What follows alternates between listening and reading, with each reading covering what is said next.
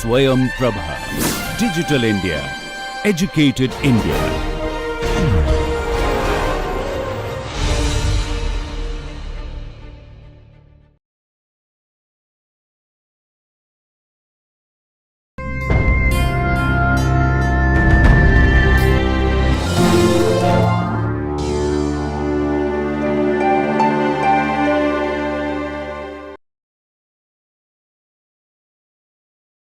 So, can you tell me a few things very quickly about the author, the novel, something, a few things that you gathered from here and there. Does this belong to the 1930s and 40s? This novel? 1955. Yeah, this is 54, 55. Yeah, and but still, you know, this is always discussed along with the 30s, 40s novel because of the theme, because it's also a literary depiction of Gandhi nationalist struggle in a very different form altogether. Some even say that this is a sequel to Kantapura, yeah? And it has also been seen as in a different way compared to Kantapura and Untouchable.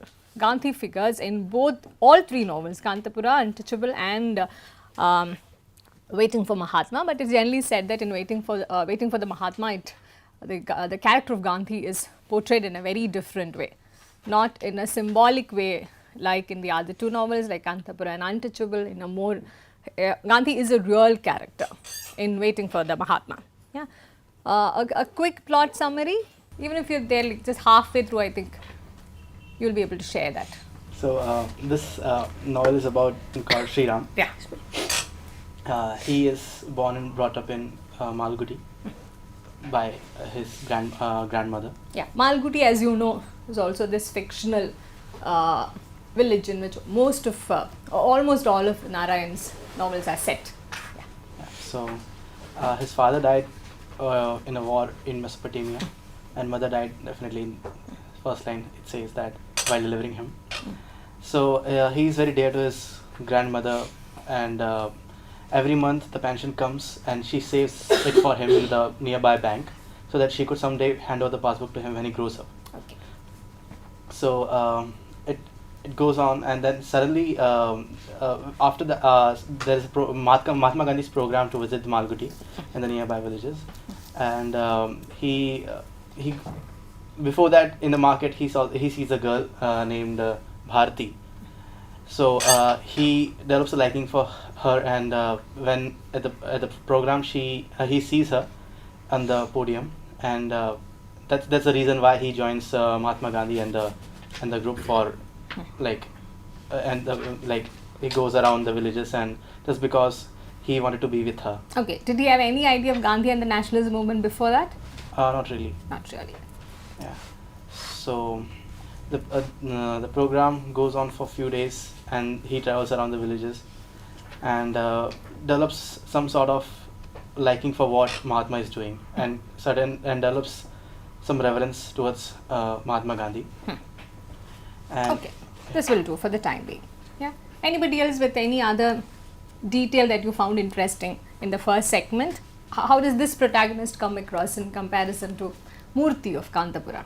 Shriram is more human. He's very infallible, and no, I mean he's not infallible, and he's throughout not infallible. That's what you meant. Yeah, yeah.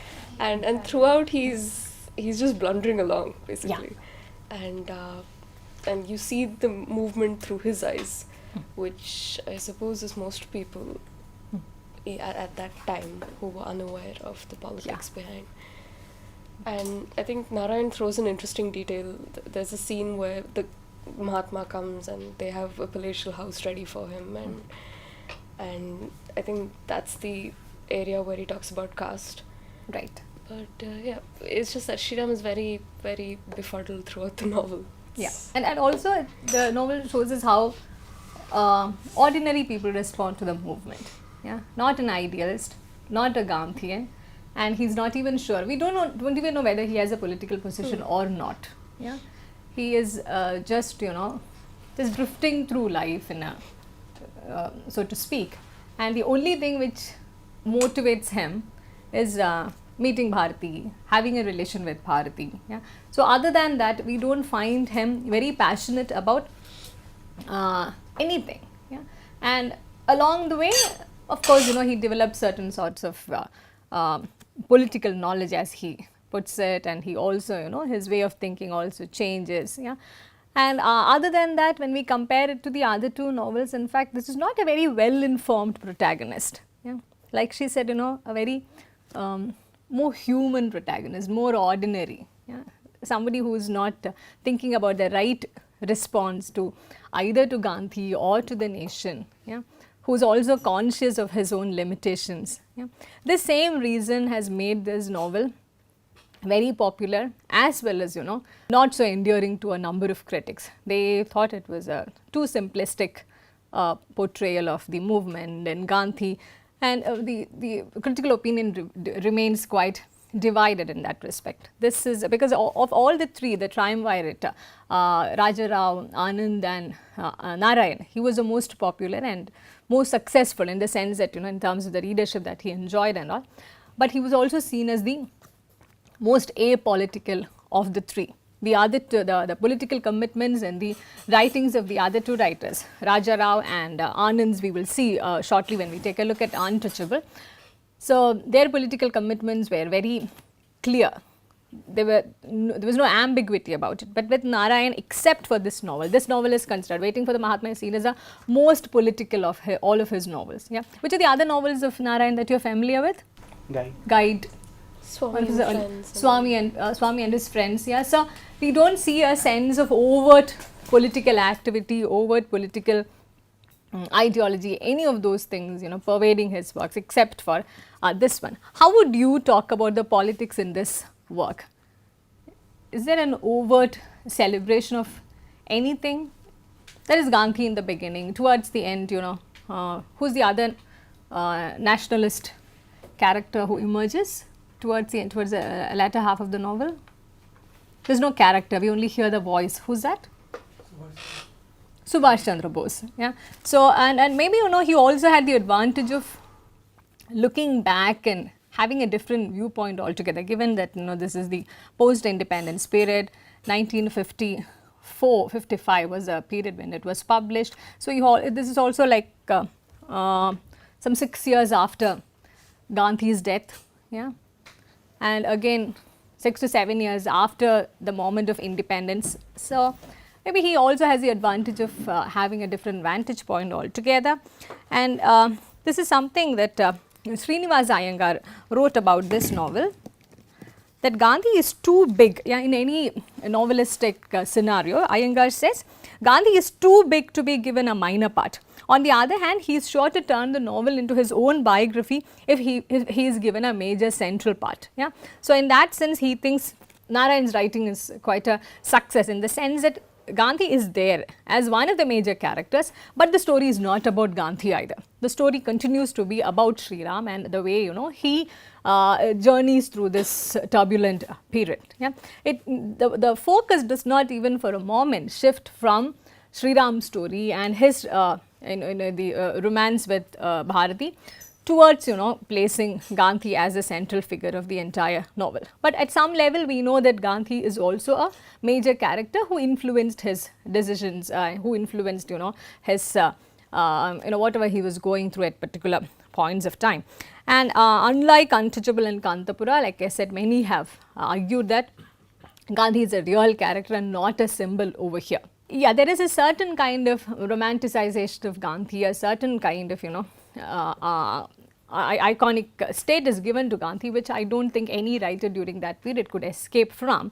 Apart from that, we do not see much of a Gandhi worshipping rhetoric throughout the novel. There are certain occasions when we quite find this Sridhar's humor and response is very endearing. Yeah, the way he participates in certain things. You remember there is this scene where he meets an ordinary person on the road, and that person is saying, he's pulling a cart, and he says, why are these Gandhi people making a lot of nuisance and disturbance for us? He's asking, Sridhar is asking, do you know why, not Sridhar, sorry, Sri Ram. Sri Ram is asking, yeah, why are you, I mean, why are you saying all of these things? Do you know why Gandhi is in jail? Yeah, it's for people like you to make you a free man, and you are not a free man. Yeah, we also get the irony of it. Sometimes, you know, we feel Sri Ram is not talking to the others, but he's talking to himself. Yeah, we are not, because otherwise we do not get any sense of them being under fetters and under, you know, we do not get any sense of the ordinary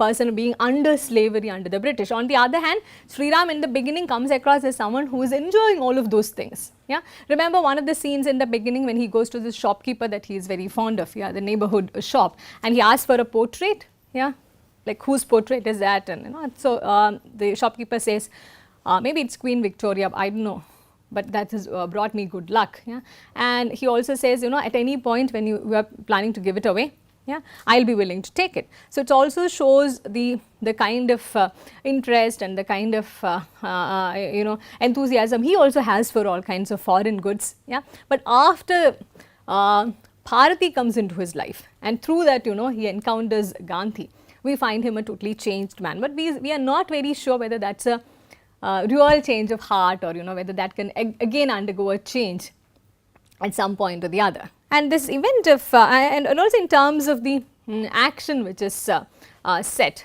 unlike the other novels of Narayan, this is not entirely in Malgudi. The action strays a bit and goes till Delhi at some point, and so it's also, you know, we don't know whether like we discussed in the earlier session about whether it is important for one to move out of the home space to participate in the nation. Yeah, so we don't know whether, you know, that acts as a compulsion here also. And unlike the other novels which do not talk about the nation, here we find the action straying a bit to Delhi as well. Yes, Nelson.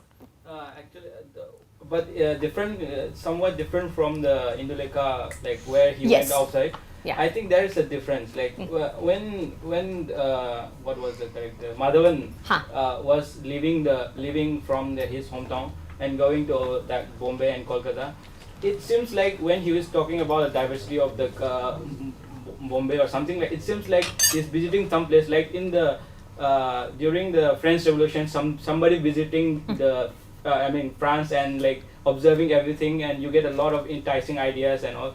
It seems like that in that, because there was no sense of, I think that time before Gandhi came, there was no sense of national Indianness that much. I mean, yes. he was, and in this case, it has already, Gandhi has become so popular. It's very interesting in that other case where the chairman, where he was going to be, he also wanted to, like they converted to like to Indianness, like they wanted to redecorate their house with khadi, like they wanted to wear the khadi, like it was like some kind of popular culture started. I think popular culture started with Gandhi, I think. Yeah. Seems like it's interesting.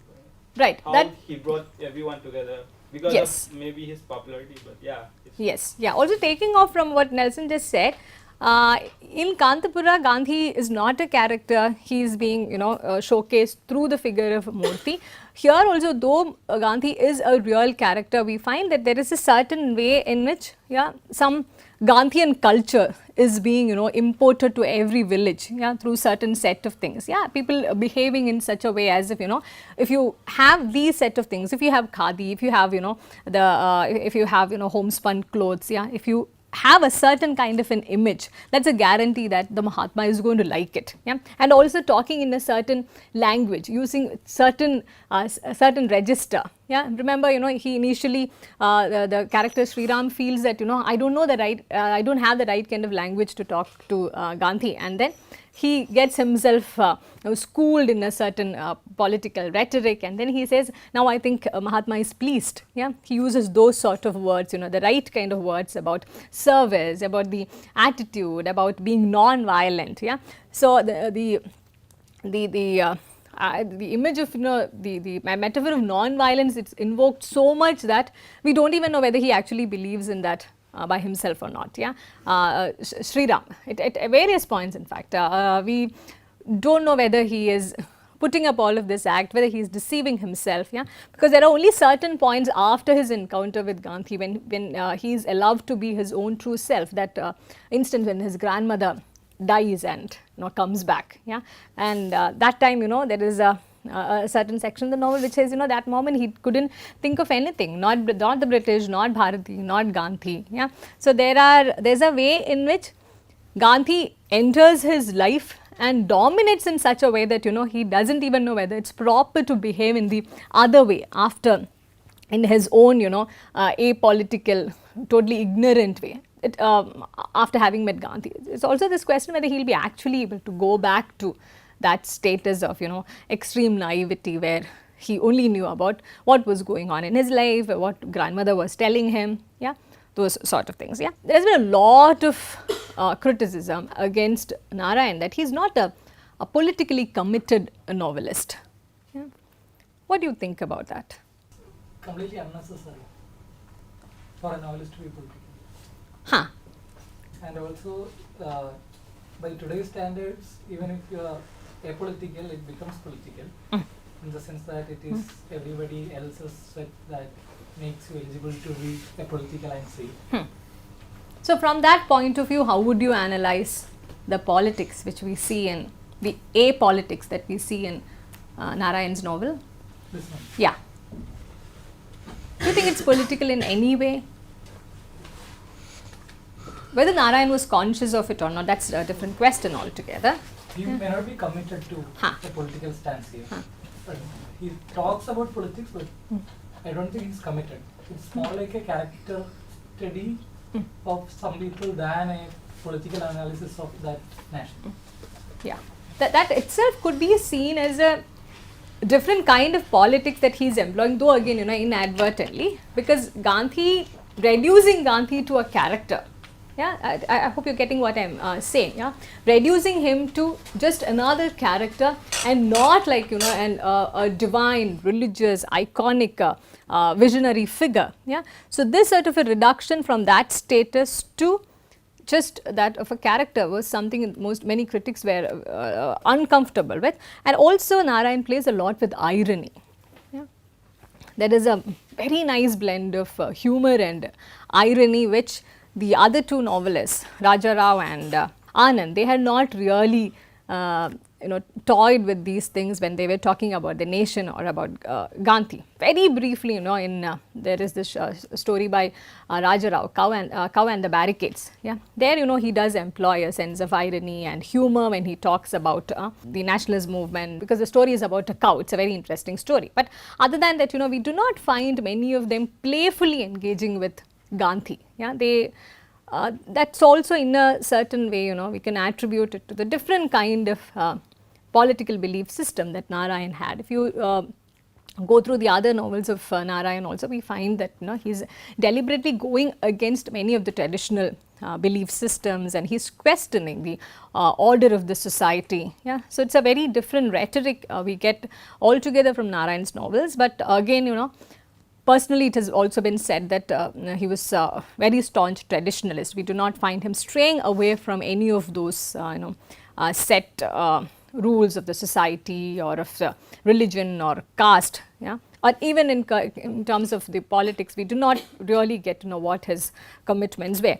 Just drawing your attention to a couple of instances in the novel, where certain things which were part of the nationalist slogan are being used with a lot of irony, like we are an infant nation. Yeah, and the Sri Ram, the character, tells us nobody really knew what it meant, but it sounded very good. Yeah, that we are an infant nation. Yeah, and about the use of that Quit India episode. Yeah, where he's he's painting, not painting, he's doing this. What is he doing? Yeah, the graffiti on the wall. Quit India, and what does he think about the letter Q? It's trying to plunder the Indians out of their black ink and say imperial fruit. Yeah. Like the tail of the tree. Yeah. Yeah. So he's actually, Narayan is even mocking the way in which the nationalist rhetoric is being used to. The way he's mocking is he has this peculiar way of like expressing the people's lives. In that, like there comes a time when there is a class of ideas and nationalism coming to those lives. So it's like so for in any view it will look like that irony and all those funny like how we see that it will become like that because he's not political. Yeah. If he's serious about the nationalism, you can't see in that way. But in this his peculiar way of telling the stories of these common people, so he gets to express such kind of expression like in such forms. I think. What do you think about the language which is used in that sense? Yeah, language in the sense not the language of the novel, but the language of politics which is used in the novel, the nationalist rhetoric which is built into it. Can we say that it's more often in an ironical way, in a satirical way, than in a very matter of fact, serious way? Whenever nationalism is being talked about, yeah, we also will find some ironic twist to it towards the end. Either one of the characters they'll make a blunder, or Sri Ram himself will not be convinced of what he is saying, yeah. And even when he is trying to convince the others, it sounds as if Sri Ram is actually trying to convince himself, yeah, and thinking about after he says something, he's also in his mind he's weighing the responses of Bharati and Gandhi. Will they be pleased? Should I say something more about service or about non-violence so that they will be pleased? They will also fit him very perfectly into this ongoing nationalist movement, yeah. And this character Bharati, yeah, what does the novel tell us about the name Bharati? What does it stand for? India. She's the daughter of India. Yeah, she Bharati tells us tells Sri Ram about how she was named. Just when I was born, when he learnt of it, Bapuji, who had come down south, made himself my godfather and named me Bharati, which means, I hope you know that, yes, Bharati is India and Bharati is the daughter of India, I suppose. Yeah. So there's a very direct connection of the name. We don't know whether this is being given to us in an ironic sense, yeah, to show that the nation is also an important character in the novel. And what do you think about this character Bharati?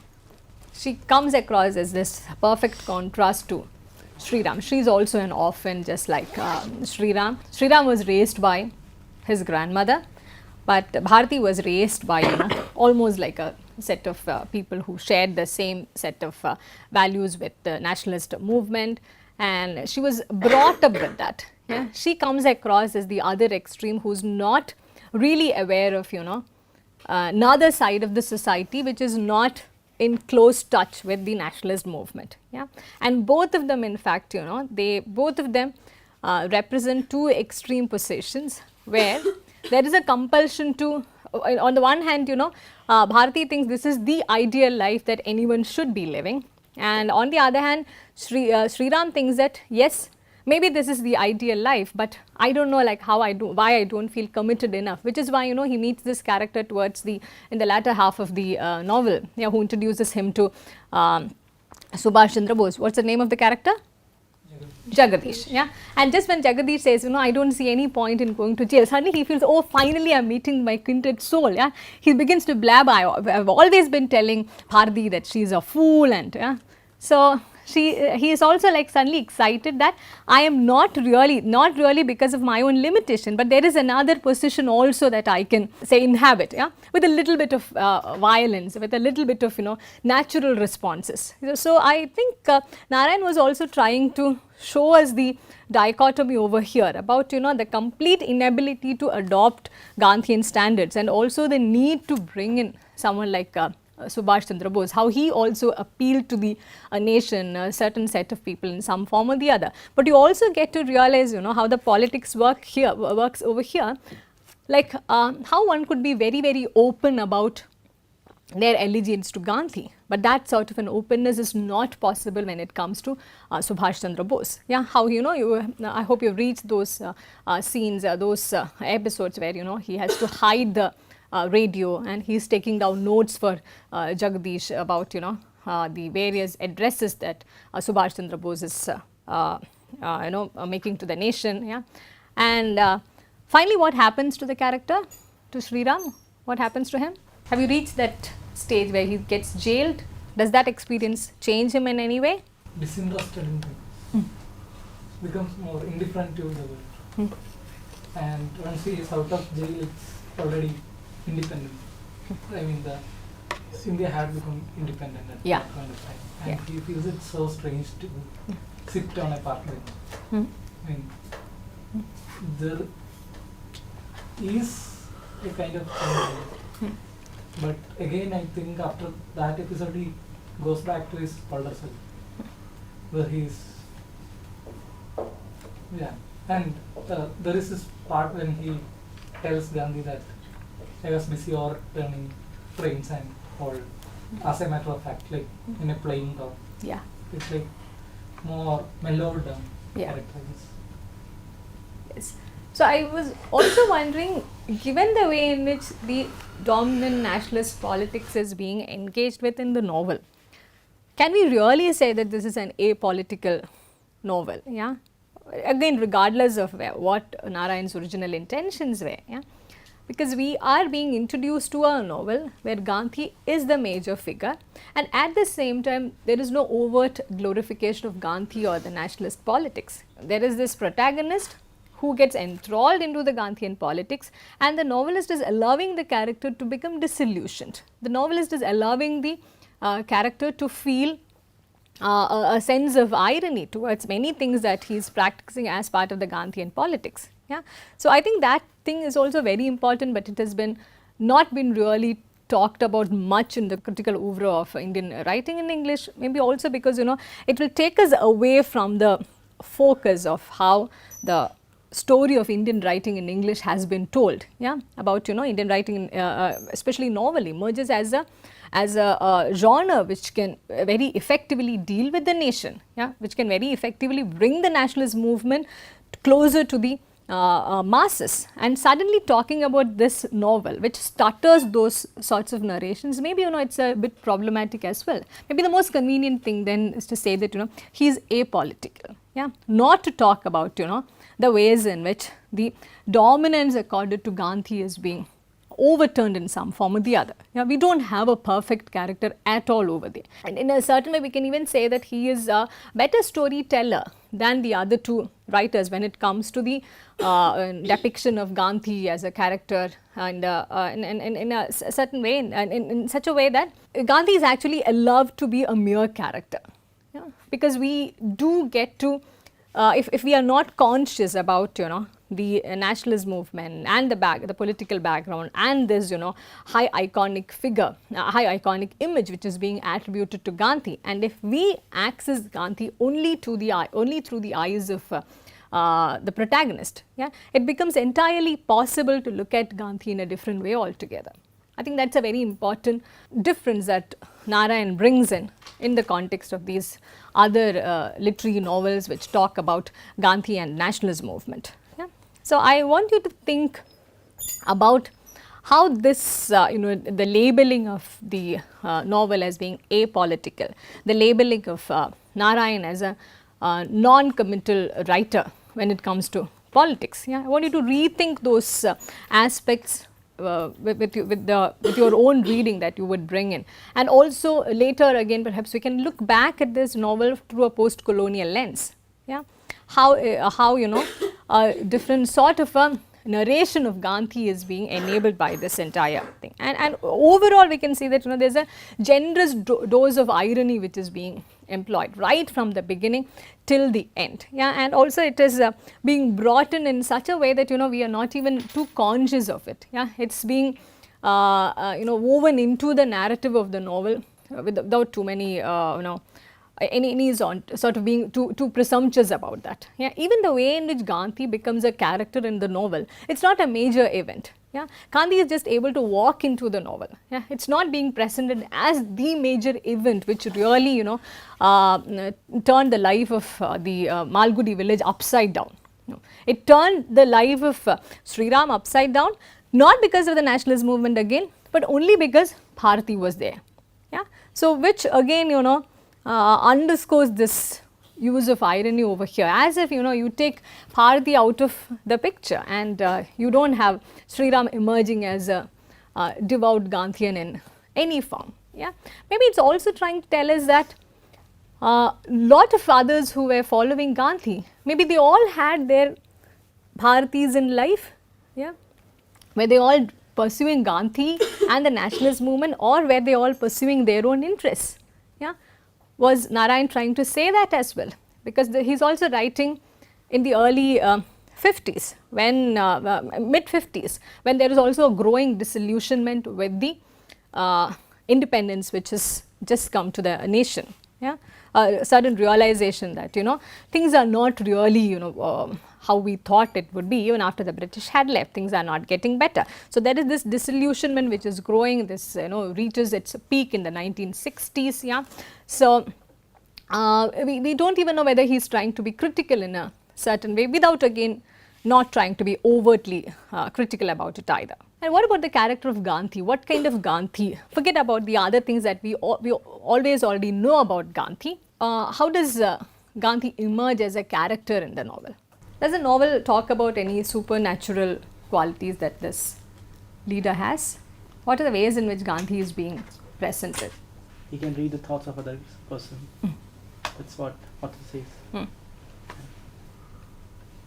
Other than that, he's quite a normal human being. Yeah, he's being presented more or less like a human being with whom you can have all kinds of conversations. Yeah, and of course, there is a way in which Gandhi is situated as an infallible person who can judge others, but still, he would refrain from judging others because he's also benevolent, generous. There's a way in which the common ideas about Gandhi has also fed into the novel, but it makes it possible to engage with Gandhi as just another ordinary character of any novel. Yeah. Do you think the novel would make a sense if you are not aware of the nationalist movement at all? If somebody is reading the novel, yeah, a non-Indian who is not familiar with the nationalist movement or the various undertones of it, if such a person is reading the novel, would it make sense to him or not? Most probably not, because when we read other fiction, like foreign fiction, which has their history, doesn't make much sense unless we are familiar with this. But if Gandhi is only a character over here, No, why would it not make sense? Because you need to know Gandhi before you read the novel. Can you elaborate? I mean, we should be aware of the God like Gandhi before reading this novel to see that this is a human like Gandhi. Because if we don't know about Gandhi, then it won't make much sense. Like the ironic part, it won't make any sense. We won't find it ironical. Because if we are encountering Gandhi as human for the first time, doesn't make much sense. Good. That also brings me to this point. If you are reading the novel and the moment you realize there is this visit of Gandhi which is happening, yeah, as readers we also have a set of images propping up. Yeah, at every point, even when Gandhi is being consciously presented as a novel, maybe the novelist and the readers are always already aware that no, this is not just about Gandhi. Yeah, there is more to him. There is more to all of those things, and at some point, we even feel that it's just that Sri Ram is not able to really grasp entirely what Gandhi and nationalist movement is all about. Yeah. So, like Ananchit was saying, we don't know whether Narayan was also playing, with this feeling of the audience that even if he doesn't tell us who Gandhi is, the reader will have a godlike image of Gandhi. So, the moment Gandhi arrives, we also wonder, okay, so what is Sri Ram going to do there? Yeah, because he's got nothing to do with nationalist politics. He doesn't even have an inkling about, protesting or protesting against the colonial power or ousting them. Yeah, he's got no affinity towards any of those things. Yeah, so the contrast is very evident in our own mind even when we are reading it. Yeah, and when Subhash Chandra Bose emerges, his voice emerges as a character. Again, we know where to place all of them. Yeah, so even the at some level, the author doesn't have to judge any of those characters. We already do that. Yeah, we already have these towering images. Yeah, so that it becomes easy for us to slot them into, conveniently slot them into different groups. Yeah, and maybe because of that, many critics also find it convenient to talk about only certain kind of politics. Yeah, the moment it is not eulogizing Indian National Congress, not eulogizing Gandhi entirely, that ceases to be political. Yeah, and this is again, you know, something which is built into the critical framework of Indian fiction in English, I would say, because even earlier, when tracing the genealogy of the novel, yeah, the moment any kind of political activity is being talked about, any kind of political attitude is being talked about, which is not an offshoot of Indian National Congress, which is not an offshoot of Gandhian politics, that moment we find Meenakshi Mukherjee or certain other critics also saying, yeah, that's just a politics of some simplistic variety. Yeah, that is not real politics that we are talking about. Yeah, so maybe this thing was there in Narayan's mind as well when he was talking about, you know, because he didn't want to be overtly politically committed at all. Yeah, but on hindsight, now that we have the advantage of looking back from a post-colonial through a post-colonial lens, it becomes also evident that even through this apolitical stance, yeah, there is a certain politics that he is inadvertently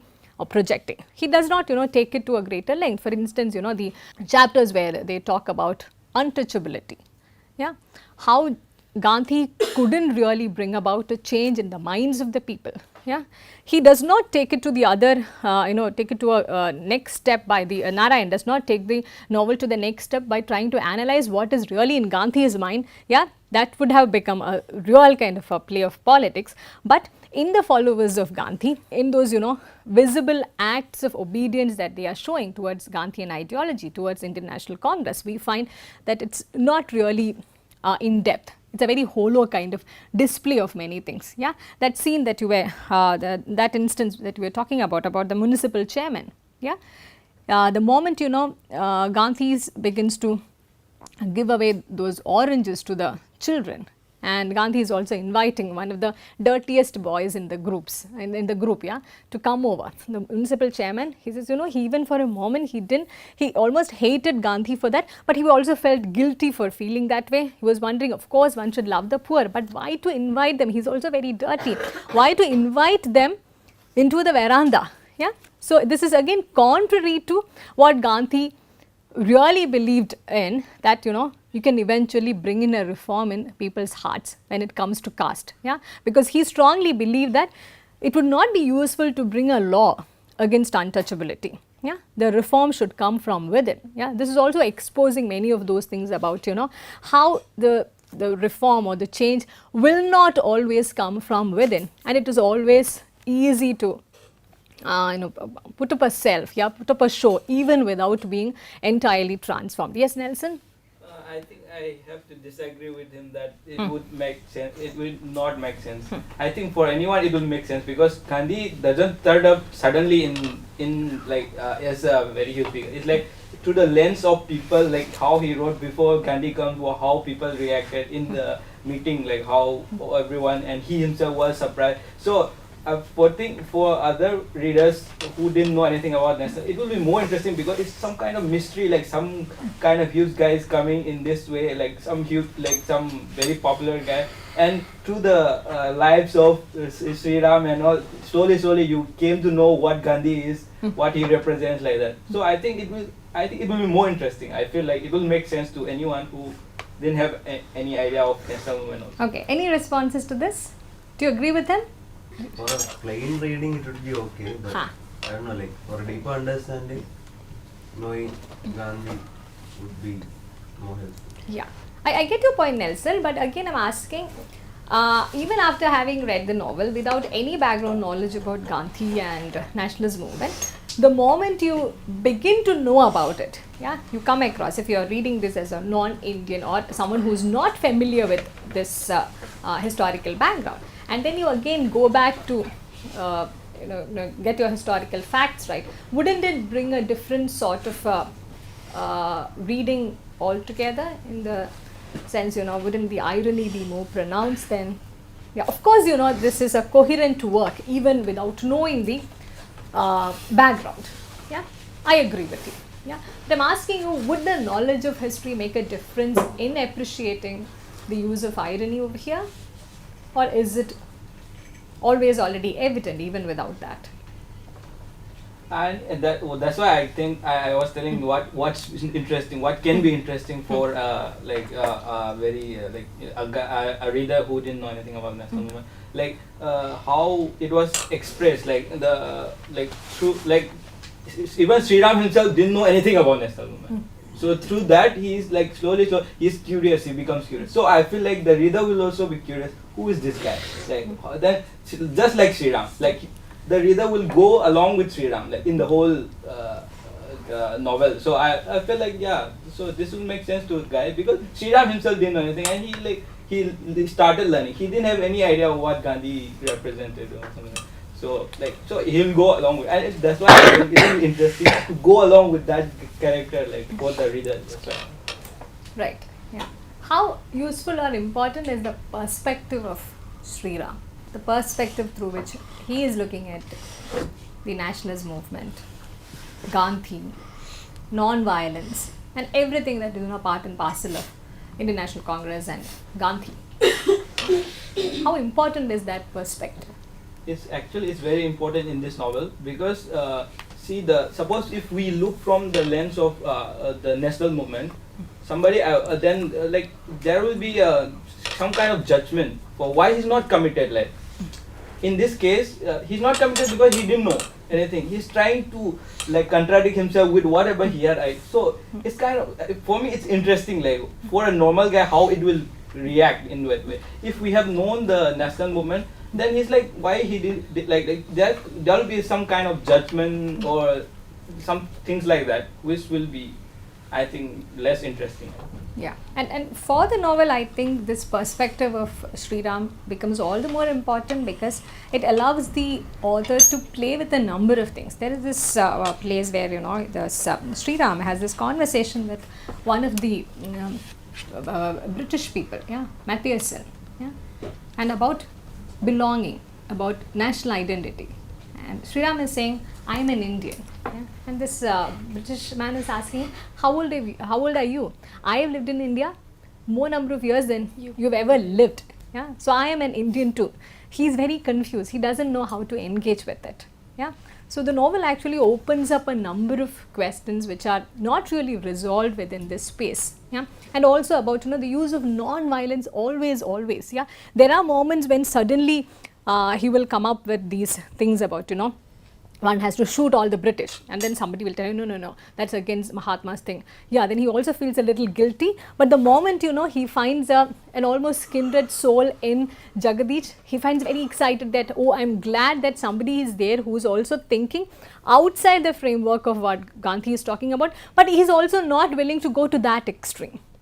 So what is the position that one should be adopting? It also talks about perhaps the ambivalent positions within the Indian national movement, where one had to always affiliate oneself with one or the other.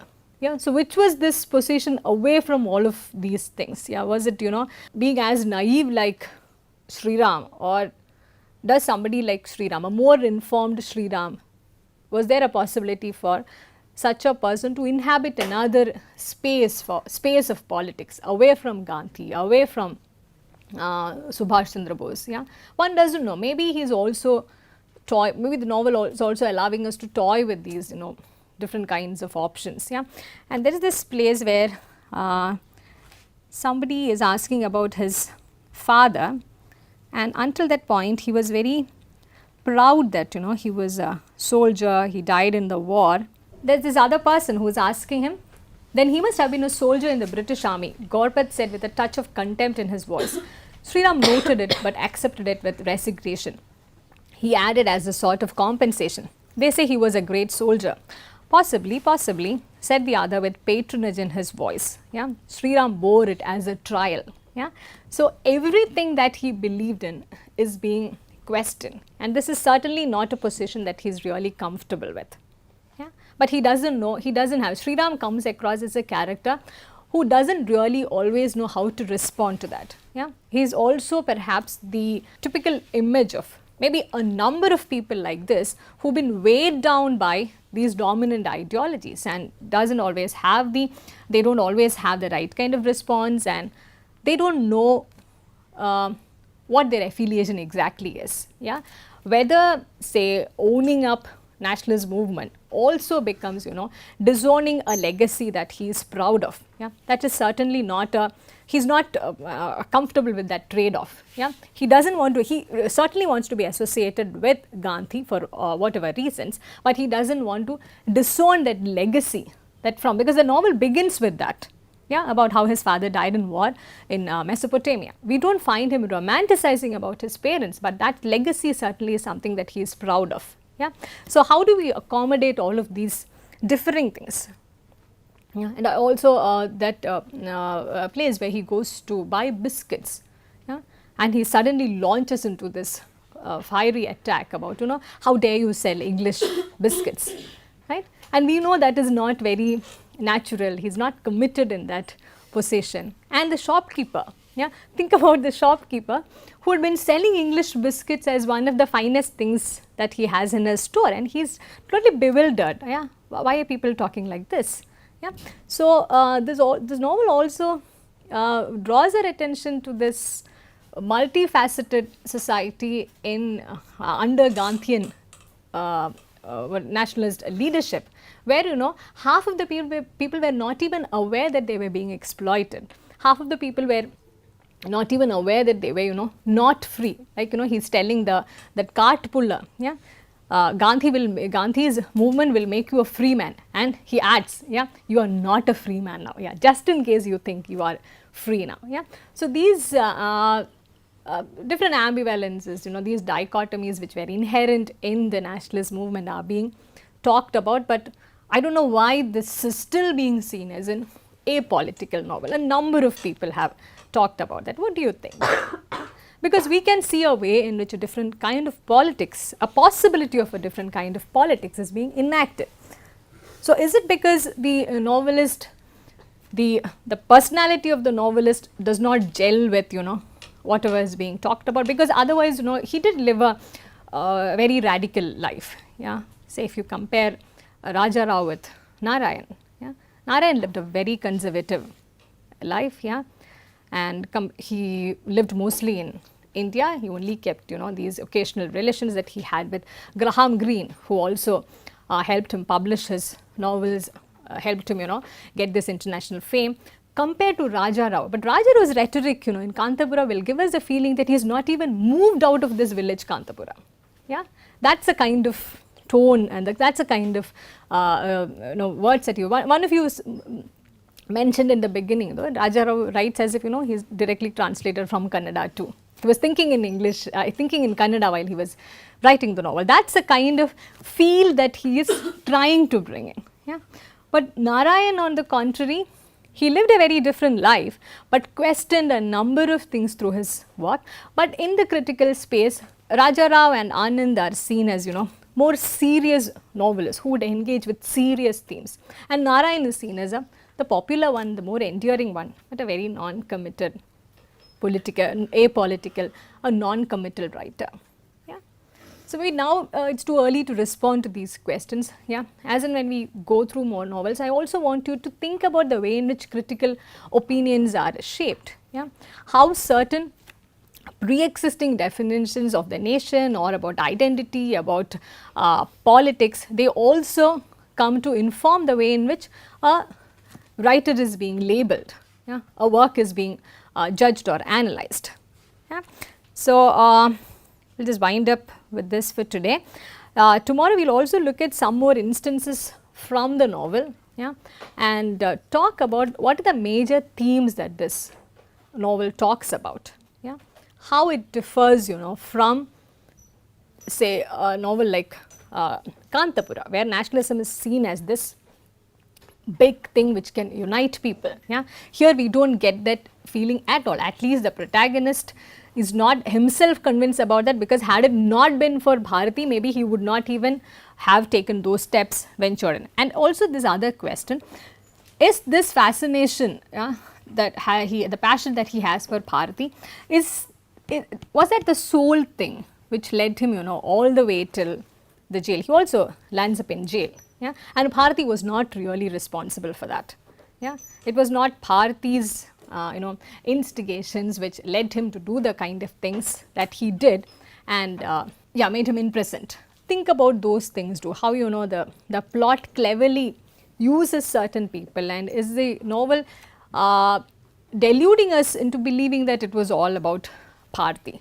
Yeah? Is there a different politics that perhaps the protagonist wants to engage with and he is not aware of it? Yeah, the way he responds to Jagadish, yeah, and the sense of a sense of almost like a surveillance that he feels towards Jagadish. Yeah, what would Jagadish feel if I don't do this right?